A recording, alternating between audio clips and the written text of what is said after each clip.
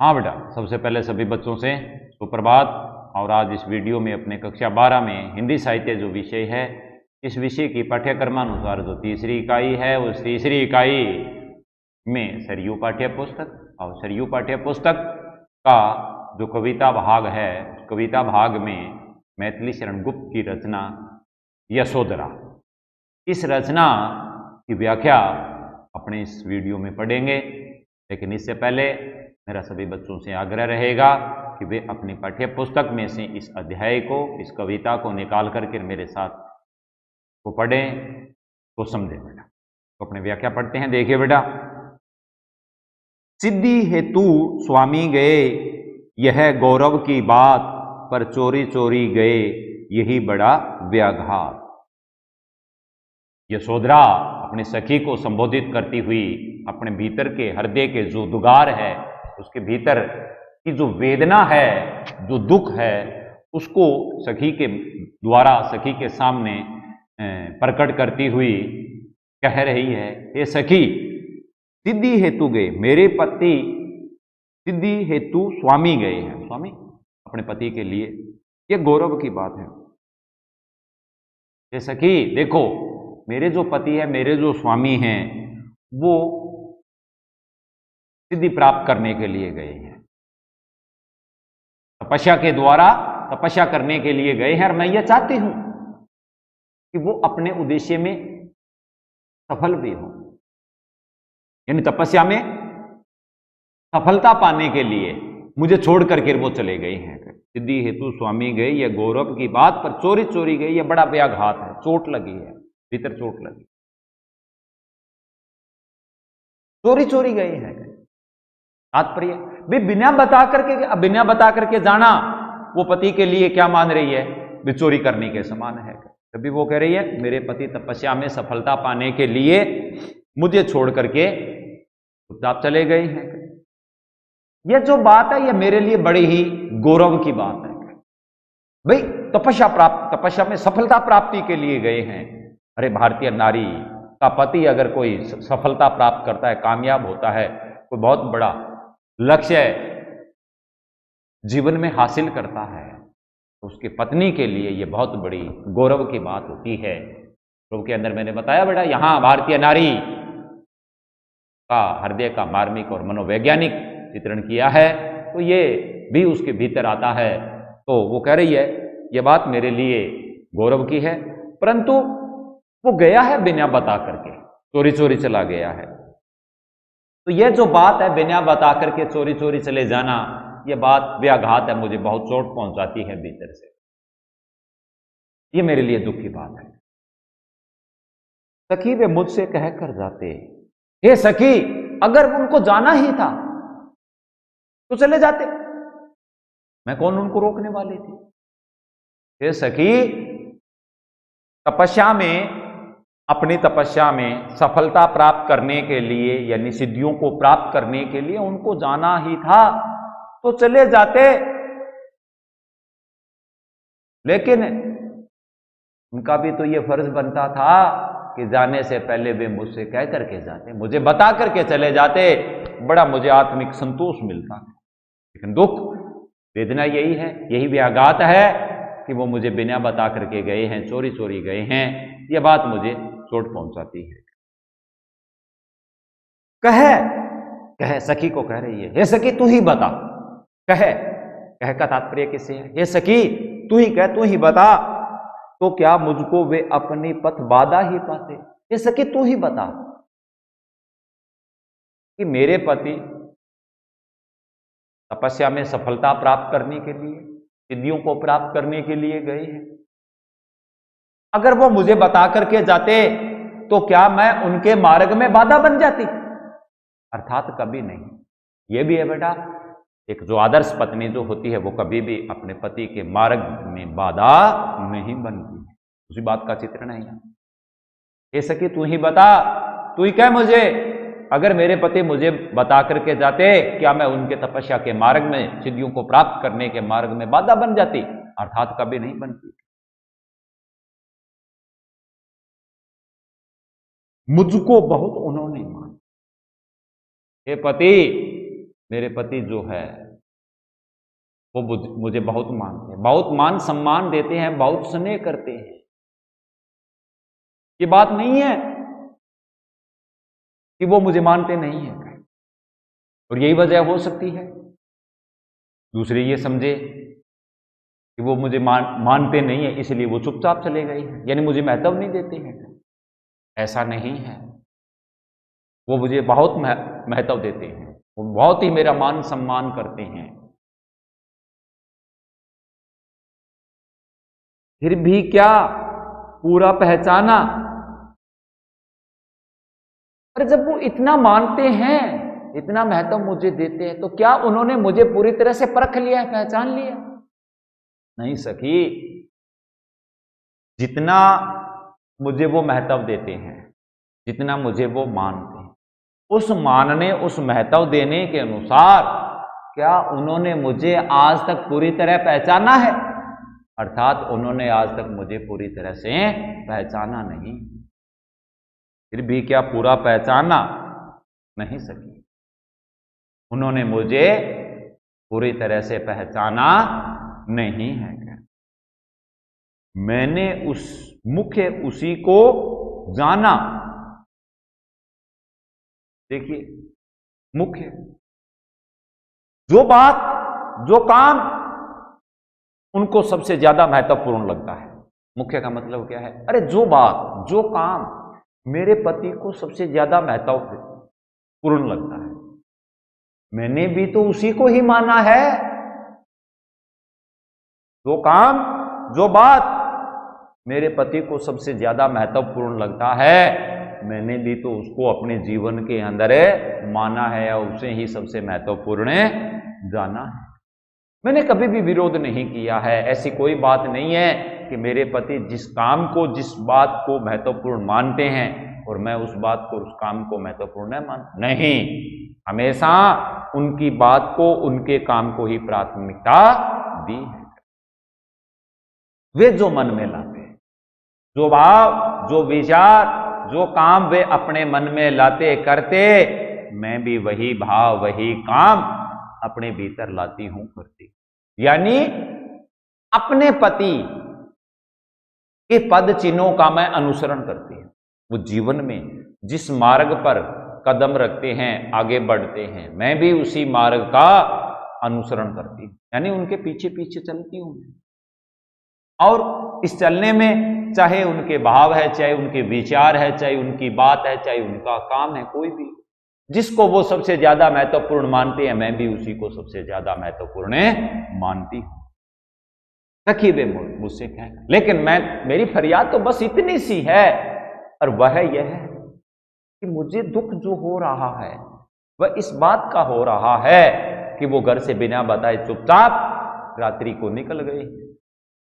यदि वे मुझे थोड़ा बता करके चले जाते तो आत्मगलानी की जगह मुझे आत्मिक संतोष मिलता, लेकिन वो बिना बताए चले गए हैं, चुपचाप चले गए हैं। इसलिए मुझे ये बड़ा व्याघात लगता है, मेरे हृदय को बड़ी चोट पहुंचती है। आगे देखिए बेटा, स्वयं सुसज्जित करके क्षण में प्रियतम को प्राणों के पण में हम ही भेज देती हैं रण में, क्षात्र धर्म के नाते। क्षत्रिय धर्म के अंदर क्षत्राणियों का ये काम होता है। क्षत्रिय धर्म जो होता है, क्षत्रिय धर्म का जिक्र किया गया है बेटा। इस क्षत्रिय धर्म के नाते या क्षत्रिय धर्म के अनुसार स्वयं सुसज्जित कर, अरे स्वयं अपने हाथों से अपने पति को रणभूमि में जाते समय, अपने हाथों से अपने पति को रणभूमि में जाते समय अस्त्र शस्त्र से क्या करती? सुसज्जित कर देती। स्वयं उसको सजा दजा करके और बेइज्जती कर, क्षण में पल में प्रियतम को प्राणों के पण में, प्राणों जी जान से, प्राणों की बाजी लगाने के लिए जी जान से रणभूमि में अपने पति के द्वारा युद्ध भूमि में प्राणों की बाजी लगाने में जी जान से मैं, यानी हृदय से उसको अस्त्र शस्त्र से सुसज्जित करके, सजा करके, माथे पर कुमकुम का तिलक करके उसको भेज देती है। हम ही भेज देती रण में, हम स्वयं युद्ध भूमि के अंदर उनको भेज देती, क्षत्र धर्म के नाते, इस क्षत्रिय धर्म के नाते। सखी वे मुझसे कह करके जाते, ये सखी वो मुझसे कह करके जाते, लेकिन वो कह करके नहीं गए हैं, वो चुपचाप चले गए हैं। अगर वो मुझसे कह करके जाते तो मैं ये उपयुक्त सारे कार्य अपने हाथों से करती, और जब हाथों से मैं ये काम करती तो मुझे बड़ा चैन मिलता, बड़ा सुकून मिलता, मुझे आत्मिक संतोष होता। आज मैं जिस वेदना से गुजर रही हूं, मुझे इस वेदना से, इस दुख से गुजरने की आवश्यकता नहीं। मुझे गर्व होता तब, और मैं आज यहां जो वेदना अपनी प्रकट कर रही हूं हृदय की, इस जगह मैं क्या प्रकट करती? अपना गर्व प्रकट करती। ये मेरे लिए बड़ी ही गौरव की बात होती है, लेकिन वो चुपचाप चले गए हैं। यह मेरे लिए बड़ा व्याघात है, यह मेरे लिए बड़ी चोट है।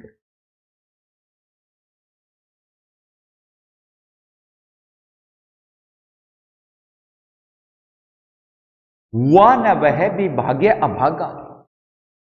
आगे देखिए बेटा, हुआ न वह भी भाग्य अभागा। सखी को संबोधित करती हुई कह रही है, क्षत्रिय धर्म के पालन की जो अवस्था होती है, मुझे तो वो भी प्राप्त नहीं हुई है। वह न वह भी भाग्य, भाग्य कौन सा? क्षात्र धर्म, क्षत्रिय धर्म के पालन करने की जो अवस्था होती है, क्षात्र धर्म के पालन करने का जो भाग्य है, वो भाग्य भी मुझे प्राप्त नहीं हुआ है। उसकी जगह, भाग्य की जगह मेरा तो क्या बन गया है? अभाग्य बन गया है। यह मेरे लिए दुर्भाग्य है। अरे एक जो क्षत्राणी होती है, वो क्षात्र धर्म के क्षात्र धर्म के पालन करने की जो अवस्था होती है, वो उसे प्राप्त होती है। मुझे तो वो अवस्था प्राप्त नहीं हुई, वो भाग्य मुझे मिला ही नहीं है, और नहीं मिला तो ये भाग्य की जगह मेरा क्या बन गया? अभागा बन गया, मतलब दुर्भाग्य बन गया मेरा ये।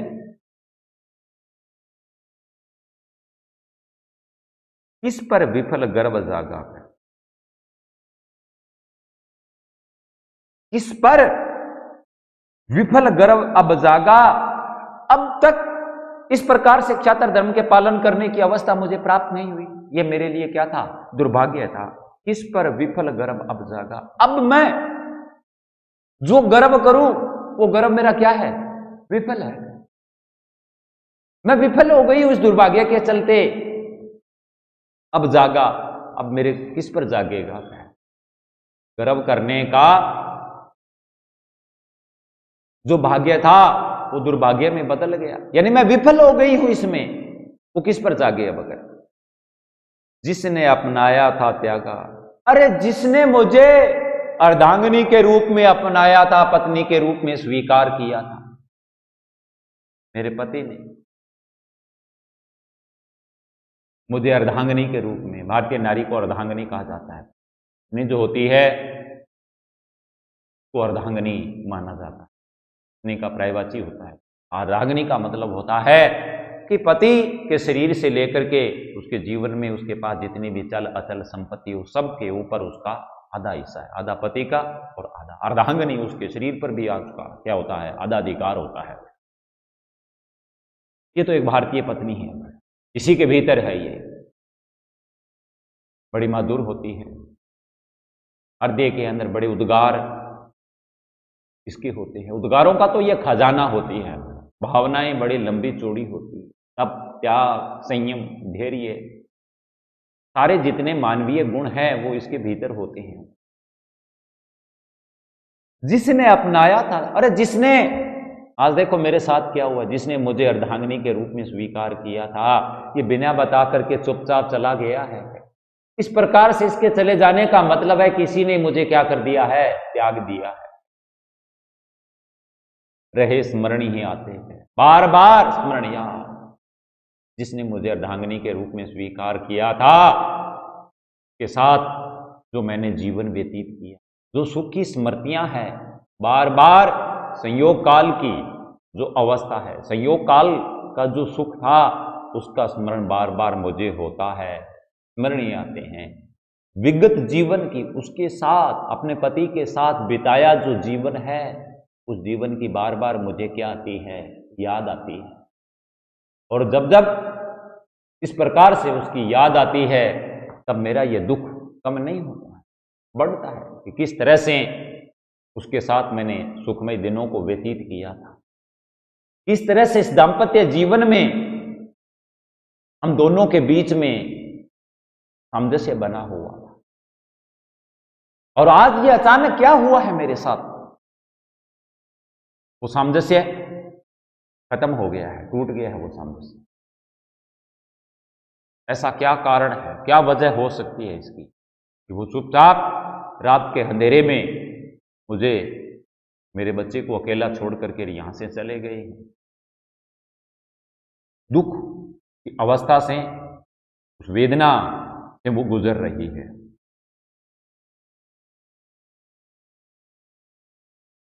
सखी वे मुझसे कहकर जाते, नैन उन्हें निष्ठुर कहते, निष्ठुर निर्दयी। हे सखी, मेरे जो नेत्र है ना, मेरे ये नेत्र मेरे पति को निर्दयी कहते हैं। हे सखी, मेरे जो नेत्र है, मेरे ये नेत्र मेरे पति को निष्ठुर कहते हैं, निर्दयी कहते हैं। पर इनसे जो आंसू बहते, और निर्दयी कहने का कारण है कि वो मुझे बिना बता करके चला गया है। अगर वो बता करके जाता तो मेरे नेत्र कभी भी उनको निर्दयी नहीं कहते। अब निर्दयी इसलिए मेरे नेत्र उनको कह रहे हैं कि वो मुझे बिना बता करके चुपचाप चले गए हैं। लेकिन यह बात मेरे नेत्रों की, मेरे पति के बारे में जो कही जा रही है वो गलत है। मैं इस बात को नहीं मानता। मेरा पति निर्दयी नहीं हो सकता। पर इनसे जो आंसू बहते हैं, यानी मेरा पति निर्दयी नहीं है, मेरा पति क्या है, अत्यंत दयालु है। दया का भाव है उसके भीतर, वो अत्यंत दयालु है। पर इनसे जो आंसू बहते, सदैव हृदय वे कैसे सहते। सदैव दया से सहित है, दया से जिसमें होती है। पर इनसे जो आंसू बहते, इसलिए मेरे पति निर्दयी नहीं है, अर्थात अत्यंत क्या है, दयालु है। यदि वो मुझे बता करके जाते, घर से जाते, तो दुख के कारण आंखों से जो आंसू निकल रहे हैं या निरंतर बहते हैं, यदि वो मुझसे बता करके जाते तो दुख के कारण इन आंखों से जो निरंतर आंसू बह रहे हैं, मेरे हृदय से दुख के कारण जो निरंतर आंसू बह रहे हैं, सदैव हृदय वे कैसे सहते। तो उन आंसुओं को, वो तो दयालु हृदय वाले हैं, मेरे जो पति है वो दयालु हृदय वाले हैं, इसलिए वो मेरे इन आंसुओं को कैसे सहन कर पाते। देखिए बेटा, यशोधरा कह रही है कि मेरे जो नेत्र है वो मेरे पति को निष्ठुर या निर्दयी कहते हैं। मेरा पति क्या है, निर्दयी है, कि वो बिना बताए चुपचाप है चले गए हैं, इसलिए मेरे नेत्र उनको निर्दयी कहते हैं। पर इनसे जो आंसू बहते, लेकिन यह बात गलत है, यानी मेरे पति जो है वो निर्दयी नहीं है, वो बहुत बड़ा दयालु भी है। यदि वो मुझे बता करके जाता है, अब करने के लिए मुझे वो बता करके घर से जाते, तो दुख के कारण इन आंखों से जो आंसू बहते हैं, निकलते हैं, उन आंसुओं को मेरे पति दयालु हृदय वाले हैं, और फिर वो दयालु हृदय वाले मेरे पति इन आंसुओं को कैसे सहन कर पाते, अर्थात वो इनको सहन नहीं कर पाते। मेरे पति इनको कैसे सहन कर पाते। गए तरस ही खाते, अपने पति का ही पक्ष ले रही है एक भारतीय नारी, चाहे उसका पति उसके साथ कैसा ही व्यवहार क्यों न करे, उसमें उसका कसूर नहीं, वो देखती है, मानती नहीं। सारी कमियां क्षमा करने योग्य है, उसके लिए कमी है, वो देखती है तो वो अपने भीतर ही देखती है। तभी तो वो कह रही है गए तरस ही खाते, इसलिए मुझ पर उन्होंने क्या किया है, तरस किया है, रहम की है। तरस रहम यही है कि वो मुझे बिना बता करके चले गई, यानी वो ये अपनी सखी से कह रही है कि हे सखी, मेरे पति ने मुझ पर तरस की है, रहम दिखाई है, और इसी रहम के कारण उन्होंने मुझे कुछ भी नहीं बताया, यानी वो चुपचाप यहां से चले गए हैं। सखी वे मुझसे कह करके जाते, हे सखी, वे मुझे अगर कह करके जाते तो बहुत अच्छा होता, ठीक होता। जाएं सिद्धि पावे वे सुख से। देखिए बेटा, भारतीय नारी जो होती है वो कभी भी अपने पति के मार्ग की, जिस मार्ग पर उसका पति आगे कदम बढ़ाता है, उसकी वो पथ बाधा नहीं बनती है, रुकावट नहीं बनती है।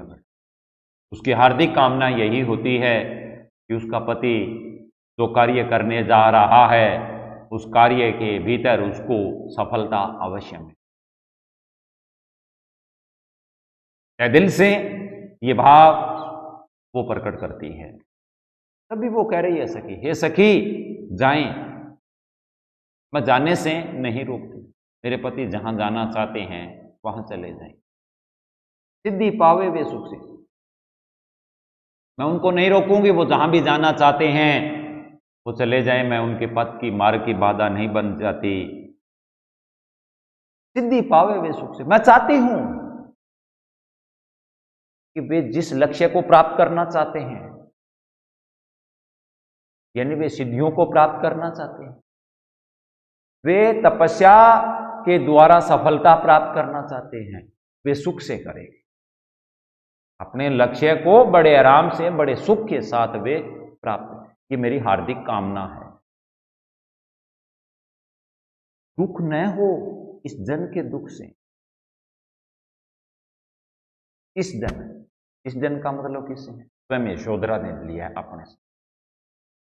वो चाहती है, देखिए यशोधरा ये कहती है, उसकी हार्दिक इच्छा है दुख न हो, मेरे पति को अपने लक्ष्य को प्राप्त करते समय अपनी पत्नी को लेकर के, यशोधरा को लेकर के, यशोधरा के दुख को लेकर के वे दुखी न हो, क्योंकि दुखी होंगे तो वो अपने लक्ष्य को प्राप्त नहीं कर पाएंगे। दुख उनके तप का जो मार्ग है उससे उनको विचलित कर देगा। वो नहीं चाहती है कि उसका जो पति है वो अपने मार्ग से विचलित हो जाए। इसलिए वो कह रही है कि बड़े सुख से, बड़े आराम से अपने लक्ष्य को वो प्राप्त करे, और मेरे दुख के कारण वो कभी भी दुखी भी न होकर, वो ये भी चाहती। उपालम दूं मैं किस मुख से। अरे उनका जो लक्ष्य है वो महान है, श्रेष्ठ है। वो जिस लक्ष्य को प्राप्त करना चाहता है उससे बढ़कर के इस संसार में और कोई महान श्रेष्ठ लक्ष्य नहीं है। इतना बड़ा महान पवित्र जगत का कल्याण करने वाला लक्ष्य वो प्राप्त करना चाहते हैं, सिद्धियों को प्राप्त करना चाहते हैं। इतना बड़ा महान पवित्र कल्याणकारी परहितकारी यानी परोपकारी ये जो लक्ष्य प्राप्त करना चाहते हैं, उस लक्ष्य प्राप्ति के लिए मैं किस मुख से उनको उलाना दूंगा कि वो मुझे बिना बता करके चले गए हैं, चुपचाप चले गए हैं। नहीं, मुझे उनको उपालम देने का, उलाना देने का कोई अधिकार नहीं है। यानी एक तरह से अपने पति की जितनी भी गलतियां हैं उन सब गलतियों को वो क्षमा कर रही है, माफ कर रही है। आज अधिक वे भाते, हे सखी, संसार का भला करने के लिए, जगत का कल्याण करने के लिए ही तो वे सिद्धियों को प्राप्त करने के लिए गए। इसलिए आज मुझे, चाहे वो मुझे बिना बता करके गए हैं, चुपचाप गए हैं, लेकिन आज मुझे वो बहुत बहाने लगे हैं, बहुत अच्छे लगने लगे हैं, क्योंकि वो जिस काम के लिए गए हैं वो काम सांसारिक भलाई का है, जगत के उद्धार करने का है। इसलिए इतने बड़े महान लक्ष्य की प्राप्ति की तरफ वो बढ़ रहे हैं। इसलिए मुझे वो पहले से भी ज्यादा अच्छे लगने लगे हैं। सखी वे मुझसे कह करके जाते, लेकिन सखी यदि वे मुझे कह करके जाते तो ये मेरे लिए अच्छा होता, मेरे हृदय को चोट नहीं पहुंचती, मुझे इस वेदना से नहीं गुजरना पड़ता।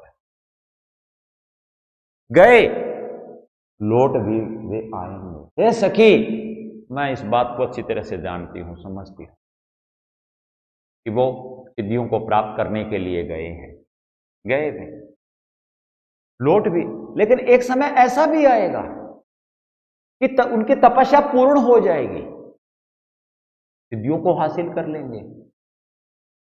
वो गए हैं, मैं इस बात को अच्छी तरह से जानती हूं। जो गए हैं महान संसार का महान लक्ष्य प्राप्त करना चाहते हैं, और एक समय ऐसा भी आएगा कि लक्ष्य प्राप्ति के बाद में वो फिर लौट आएंगे, कुछ अपूर्व अनुपम लाएंगे। जब लौटेंगे, जब मेरे पति वनवास से लौटेंगे, इधर आएंगे, तब इस संसार के हित के लिए, जगत के कल्याण के लिए, सांसारिक भलाई के लिए, वो अद्वितीय अनुपम यानी जो सिद्धि है, मुक्ति का जो मार्ग है, वो ज्ञान जो है, वो ज्ञान वो लेकर के आएंगे, जो अपने आप में अपूर्व और अनुपम होगा। वो ज्ञान वो लौट करके लेकर के लौट करके आएंगे। रोते प्राण उन्हें पाएंगे। अब मैं रोऊंगी जरूर, लेकिन रोते हुए उनका मैं स्वागत करूंगी। सिद्धियों को प्राप्त करके जब लौटेंगे, उस समय मैं रो रही होंगी, और रोते हुए मैं उनका क्या करूंगी, स्वागत करूंगी। पर क्या गाते गाते, क्या इस तरह से गा गा करके मैं उनका स्वागत करूंगी? सखी वे मुझसे कह करके जाते, ये सखी, इस तरह से यदि मेरे पति मुझे कह करके जाते तो मुझे आज इस दुख से नहीं गुजरना पड़ता, मुझे इस वेदना से नहीं गुजरना पड़ता। तो इस तरह से कि जो यशोधरा जो अंश था मैथिली शरण गुप्त का, इसकी व्याख्या पूर्ण हो गई है बेटा। और मेरा सभी बच्चों से आग्रह रहेगा कि जैसे ये वीडियो आप देखते हो बेटा, उस समय अपनी पाठ्य पुस्तक है वो आपके हाथ में अवश्य होने चाहिए। बार बार प्रत्येक वीडियो के अंदर मैं इस बात का जिक्र करता हूं, क्योंकि एक तरफ आपकी वीडियो चलती है, उधर आपका ध्यान होता है, दूसरी तरफ आपको अपनी पुस्तक के अंदर, क्योंकि आप बराबर पुस्तक में अध्ययन करते रहिए। अगर आप ऐसा करोगे, उधर से मेरी बातों को सुनते रहोगे, तो आप इसमें सफल होंगे, आपका पढ़ना सार्थक होगा बेटा। अब अगली जो वीडियो आएगी उसमें इस पाठ की जो अगली कविता है, बात की श्रेष्ठता, उसकी व्याख्या करेंगे। तब तक के लिए धन्यवाद।